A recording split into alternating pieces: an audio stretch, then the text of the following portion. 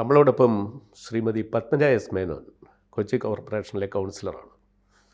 ശ്രീമതി മേനോൻ ഇപ്പോഴൊരു പോരാട്ടത്തിലാണ്. ഒരു ജനകീയ വിഷയം ഏറ്റെടുത്തുകൊണ്ട് സമരം നേരിടുകയാണ്. താന്തോന്നി തുരുത്തിൽ 65 കുടുംബങ്ങൾ വികസനത്തിൻ്റെ ഇരകൾ എന്ന നിലയിൽ ഏതാനും മാസങ്ങളായി കഷ്ടനഷ്ടങ്ങൾ അനുഭവിക്കുകയാണ് എന്ന് മാത്രമല്ല, അവരുടെ ജീവിത വ്യവസ്ഥകളും അവരുടെ തൊഴിലും പ്രതിസന്ധിയിലായിരിക്കുന്നു. സംസ്ഥാന ഗവൺമെൻറ് ഈ വിഷയത്തെ അർഹിക്കുന്ന ഗൗരവത്തിൽ കാണുന്നില്ല. അതാണ് ശ്രീമതി മേനോൻ്റെ ഏറ്റവും വലിയ വിഷമം. ആ പോരാട്ടം എങ്ങനെ നേരിടണം, എങ്ങനെ അതിനെ വിജയപ്രാപ്തിയിലെത്തിക്കാം എന്നതിനെക്കുറിച്ചും ആ വിഷയത്തിൻ്റെ വൈപുല്യം എത്രത്തോളമാണെന്നും ശ്രീമതി മേനോൻ നമ്മളോട് വിവരിക്കും. സർ, ഇപ്പം നമ്മൾ പറഞ്ഞത് താന്തോന്നി തുരുത്തിനെ കുറിച്ചാണ്. എനിക്ക് പറയാനുള്ളത് അവിടെ മൊത്തമായി നടക്കുന്ന പ്രശ്നങ്ങളെക്കുറിച്ചാണ്. ഞാൻ ഡൽഹിയിലായിരുന്നു, ഇന്നലെ തിരിച്ചെത്തിയിട്ടേ ഉള്ളൂ. ഡൽഹിയിൽ പോകുന്നതിന് തലേ ദിവസം ഞാൻ പച്ചാളത്ത് എൻ്റെ ഒരു ഫ്രണ്ടിനെ കാണാൻ പോയി. അപ്പോൾ അദ്ദേഹം ഒരു പരമ്പരാഗത മത്സ്യത്തൊഴിലാളിയാണ്. അപ്പോൾ അദ്ദേഹം എൻ്റെ അടുത്ത് പറഞ്ഞു, പത്മ ചേച്ചി, ഞങ്ങൾ എങ്ങനെ ഇവിടെ ജീവിക്കും? നേരെ അപ്പുറത്ത് കാണുന്നതാണ് താന്തോന്നി തുരുത്ത്, ഒരു 300 മീറ്റർ 400 മീറ്റർ. ഞങ്ങൾക്ക് സുഖമായിട്ട് നടന്നു പോകാം വേലിയിറക്ക സമയത്ത്. മുട്ടറ്റം പോലും വെള്ളമില്ല. ഞങ്ങൾക്കിവിടെ മത്സ്യങ്ങൾ വരുന്നില്ല. ഞങ്ങൾക്കിതല്ലാണ്ട് വേറെ ഒരു തൊഴിലും ഞങ്ങൾക്കറിയില്ല. കരജോലി എന്നാണ് അദ്ദേഹം പറഞ്ഞത്. കരജോലികൾ ഞങ്ങൾക്കറിയില്ല. ഇതോടുകൂടി തലമുറകളായി ഞങ്ങൾ ചെയ്തു വരുന്ന പരമ്പരാഗത തൊഴിൽ അവസാനിക്കും. ഞങ്ങളുടെ മക്കൾക്ക് തൊഴിൽ, എനിക്ക് തൊഴിലില്ല. രാത്രി മുഴുവനും ഞാൻ വെറുതെ ഇങ്ങനെ ഇരിക്കുന്നു, ഉറങ്ങാണ്ടിരിക്കുന്നു. ഒരു മത്സ്യം പോലും എനിക്ക് കിട്ടുന്നില്ല. ഞാൻ ചോദിച്ചു, ചേട്ടാ എന്ത് കാര്യം? അപ്പോൾ അദ്ദേഹം പറഞ്ഞു, നമ്മളുടെ ക്വീൻസ് വാക്ക് വേയുടെ അപ്പുറത്ത് വലിയ വലിയ 15ഉം 16ഉം നിലകളുള്ള മൾട്ടി സ്റ്റോറി ഫ്ലാറ്റുകൾ, അപ്പാർട്ട്മെൻറ്റ്സ് വരുന്നുണ്ട്. ഭയങ്കര വിലയാണ് കേട്ടോ അതിനൊക്കെ. കാരണം സൺസെറ്റ് കാണാം, കാണുന്നത് മുഴുവൻ മനോഹരമായ കായലാണ്. പക്ഷെ അതിൻ്റെ ദുരിതം അനുഭവിക്കുന്നത് മുഴുവനും ഈ ദ്വീപുകളിൽ താമസിക്കുന്ന നമ്മുടെ പരമ്പരാഗത മത്സ്യത്തൊഴിലാളികളാണ്. അപ്പോൾ അവിടെ നിന്നുള്ള പൈലിയാണല്ലോ, ഇത്രയും വലിയ കെട്ടിടങ്ങൾ പണിയുമ്പോൾ വരുന്ന പൈലിങ്ങിൻ്റെ മണ്ണ് മുഴുവൻ ഈ കായലിലേക്കാണ് ഒഴുകിപ്പോകുന്നത്. അതുകൊണ്ടാണ് ഒരു മുട്ടത്രയും പോലും വെള്ളമില്ലാണ്ട് നടന്ന് നമുക്ക് അങ്ങോട്ടേക്ക് പോകാൻ പറ്റുന്നത്. അപ്പോൾ അദ്ദേഹം പറഞ്ഞു, ധാരാളം ദ്വീപുകൾ ഉയർന്നു വരുന്നു, ഈ മണ്ണുകൾ അടിഞ്ഞുകൂടിയിട്ട്. ദ്വീപ് ആ കാണുന്നത് കണ്ട് പുതിയതായിട്ട് വന്ന കരപ്രദേശം ഉണ്ടാകുന്നു. അപ്പം എന്താണ് ഇത് മുഴുവൻ ഇനി കാലം ചെല്ലും തോറും കരയായിട്ട് തന്നെ മാറും. താന്തോന്നി പച്ചാളത്തിൽ നിന്ന് താന്തോന്നി തുരുത്ത് മറ്റു ദ്വീപുകളൊക്കെ ഒരുമിച്ച് ചേർന്ന ഒരു വലിയ കരപ്രദേശമാകും. ഇന്നലെ നമ്മൾ TV-യിൽ കണ്ടു, എല്ലാം പാവപ്പെട്ട ആൾക്കാരെ കണ്ണു മൂടിക്കെട്ടുന്ന കാര്യങ്ങളാണ്. ജിഡയുടെ മുമ്പിൽ 65 കുടുംബങ്ങൾ എന്ന് പറഞ്ഞാൽ ഒരു വലിയ വോട്ടിംഗ് പവർ ഇല്ല. കൂടിപ്പോയ 200 വോട്ട് ഉണ്ടാവും. അതുകൊണ്ടായിരിക്കും എല്ലാ ദ്വീപുകളിലും. കൊറങ്കോട്ടയിൽ 99 കുടുംബങ്ങൾ മുഴുവൻ SC വിഭാഗത്തിൽപ്പെട്ട ആൾക്കാരാണ്. ഇപ്പോൾ കുറച്ച് പേര് മാറി 5ഓ 6ഓ വേറെ കുടുംബങ്ങൾ വന്നിട്ടുണ്ട്. അല്ലെങ്കിൽ മുഴുവൻ SC വിഭാഗത്തിൽപ്പെട്ട ആളുകൾ താമസിക്കുന്ന ഒരു ദ്വീപാണ് കുറങ്കോട്ട. വടുതലയിൽ നിന്നാണ് അത് അങ്ങോട്ടേക്ക് പോകേണ്ടത്. അതിലേക്ക് നമുക്ക് വരാം. ഞാൻ പറഞ്ഞു, ഞാനൊരു കാര്യം ചെയ്യട്ടെ, ഞാനിപ്പോൾ നാളെ ഡൽഹിയിലേക്ക് പോവാണ്. ഞാൻ അവിടുത്തെ മിനിസ്ട്രിയിൽ ടേക്കപ്പ് ചെയ്യട്ടെ. അല്ല, തിരിച്ചു വരികയാണെങ്കിൽ ഇന്നലെ മന്ത്രി രാജീവിൻ്റെ നേതൃത്വത്തിൽ ജിഡയുടെ മുമ്പിൽ ഈ ആളുകളൊക്കെ സമരം ചെയ്യുകയാണ്. അപ്പോൾ കളക്ടറുണ്ട്, മേയറുണ്ട്, MLA ഉണ്ട്, മന്ത്രിയുണ്ട്. ഞങ്ങൾ നിങ്ങളുടെ കാര്യം അനുഭാവപൂർവ്വം പരിഗണിക്കും. സംരക്ഷണ ഭിത്തി ഞങ്ങൾ ഉടൻ കെട്ടും. 1 വർഷം മുമ്പും ഇത് തന്നെ പറഞ്ഞതാ. രാജീവ് മന്ത്രിക്കൊക്കെ ഭയങ്കര ജോലി ആയതാണ്, അദ്ദേഹം മറന്നുപോയി. പക്ഷെ ഈ പാവങ്ങൾക്ക് മറക്കാൻ പറ്റില്ലല്ലോ, അവരുടെ ജീവിത പ്രശ്നമല്ലേ. ഇനിയും 1 കൊല്ലം കഴിഞ്ഞ് ഇപ്പോൾ കളക്ടർ മാറും, ബാക്കി എല്ലാവരും ഇത് തന്നെയായിരിക്കും. ഇവരിരുന്ന് അത് തന്നെ പറയും. നമ്മളുടെ പൊളിറ്റിക്കൽ ലീഡർഷിപ്പിന് ഭയങ്കര മറവി രോഗമാണ് സാർ. അവരിങ്ങനെ വന്ന് പറഞ്ഞുകൊണ്ടേയിരിക്കും. ഈ പാവങ്ങൾക്ക് എന്ത് ചെയ്യാൻ പറ്റും?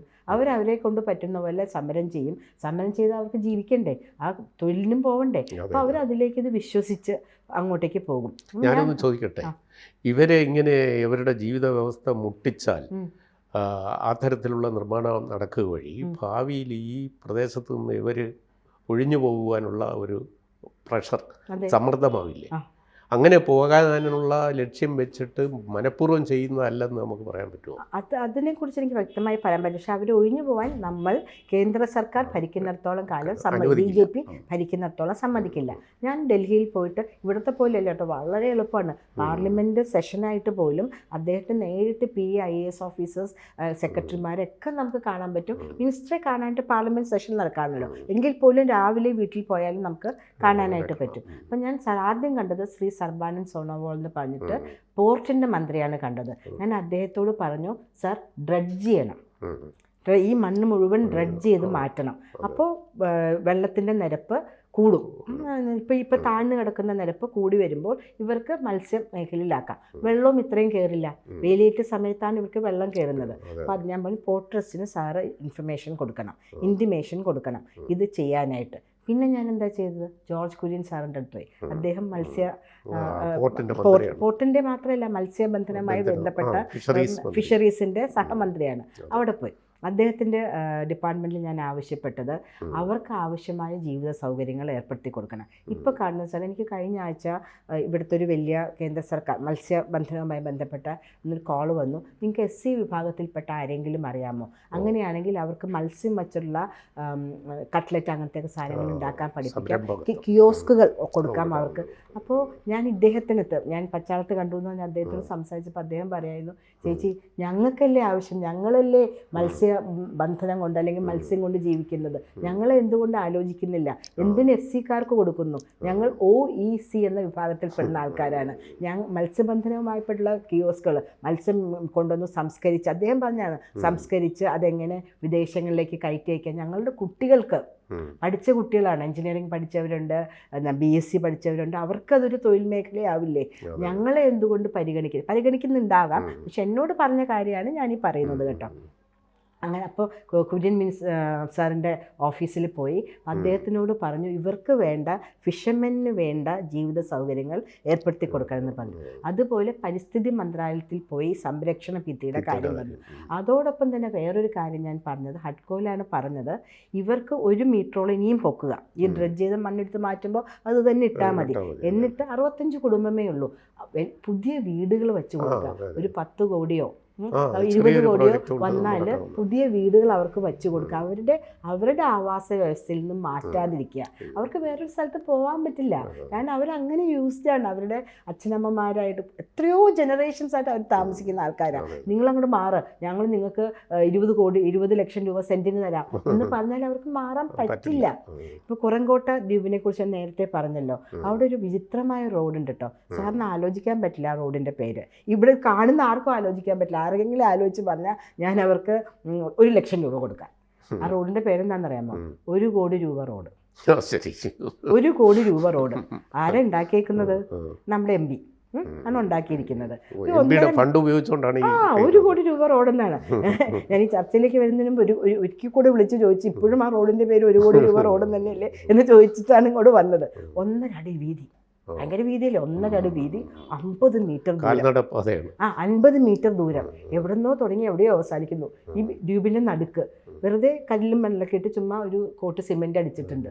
അതിൻ്റെ പേര് 1 കോടി രൂപ റോഡെന്നാണ് അവരിട്ടേക്കുന്നത്. 6 കൊല്ലമായി അതങ്ങനെ കിടക്കുന്നു. ഞാൻ നേരെ കണ്ട കാര്യമാണ്. പിന്നെ അവിടെ നിന്ന് അങ്ങോട്ടും ഇങ്ങോട്ടൊക്കെ പണിത് കൊടുക്കാമെന്ന് പറഞ്ഞിട്ട് ഒന്നും നടന്നിട്ടില്ല. കാരണം ദ്വീപിൽ താമസിക്കുന്ന ആളുകൾ ഒരു വോട്ട് ബാങ്ക് അല്ല. ഇപ്പോൾ 99 വീട് അവിടെ 100 വീടെന്ന് വെച്ചോളൂ, ഉണ്ടെങ്കിൽ 200-250 വോട്ട്. ഞാനൊന്ന് ചോദിക്കട്ടെ, ഇപ്പോൾ മുനമ്പത്ത് ഒരു വ്യത്യസ്ത സമരം നടക്കുന്നു, അതുപോലെ താന്തോന്നി ദ്വീപും ഒരു സമരവേദിയാകാൻ പോവുകയാണോ ഈ പ്രശ്നത്തിൽ? ഈ പ്രശ്നം എന്ന് പറഞ്ഞാൽ ഇതൊരു ജീവൻ മരണ പ്രശ്നമാണ്. അതെ, താന്തോന്നി തുരുത്ത് മാത്രമല്ല സാർ, ഈ ചുറ്റുമുള്ള ദ്വീപുകളിൽ എല്ലാവരും അനുഭവിക്കുന്ന വിഷമമാണ് ഈ പറയുന്നത്.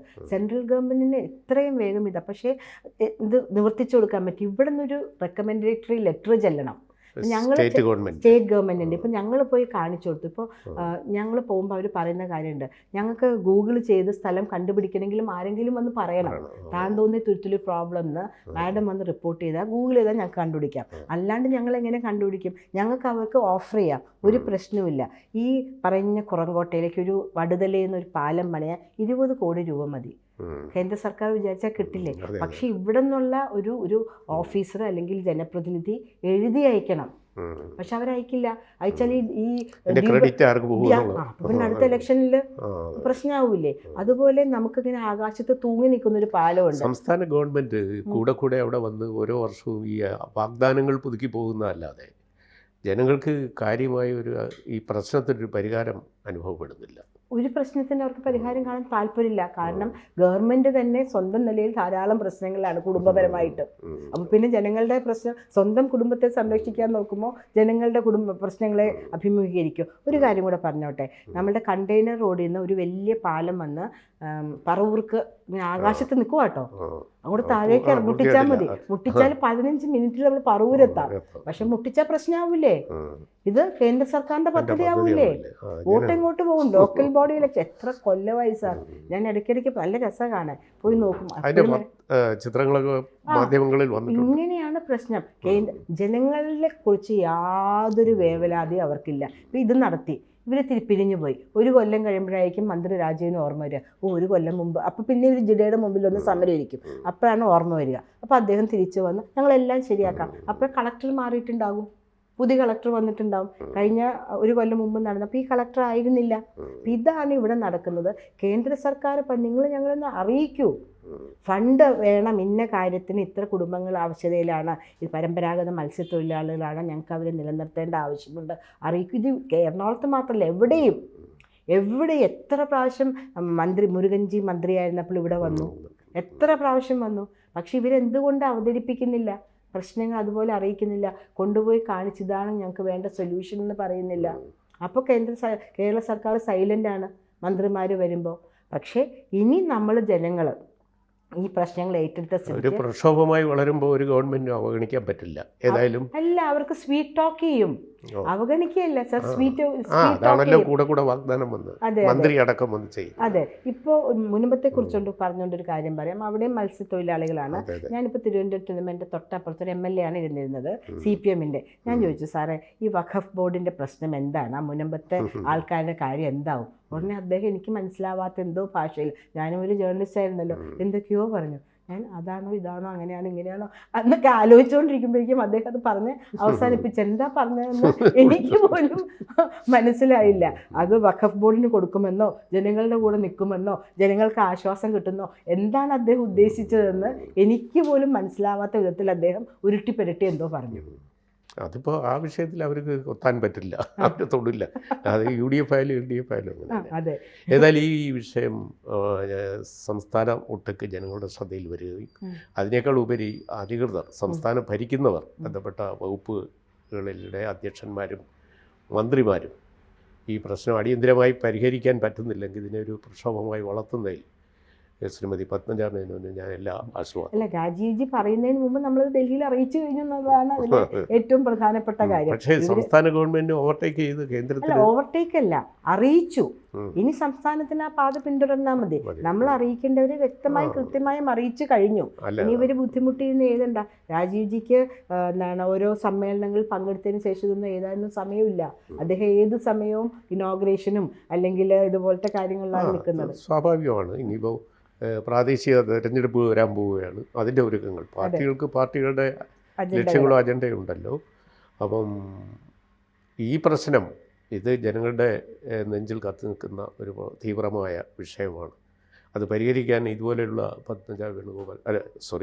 പത്മജ മേനോനെ പോലെയുള്ള ആളുകൾ രംഗത്ത് വരുന്നത് ശുഭോദർക്കമാണ്. ജനങ്ങൾക്ക് പ്രതീക്ഷയുണ്ട്. എല്ലാ വിജയാശംസകളും. കൂടുതൽ വാർത്തകളും വിശേഷങ്ങളും നിങ്ങളിലേക്ക് എത്താൻ ABC മലയാളം സബ്സ്ക്രൈബ് ചെയ്യുക, ബെൽ ബട്ടണും അമർത്തുക.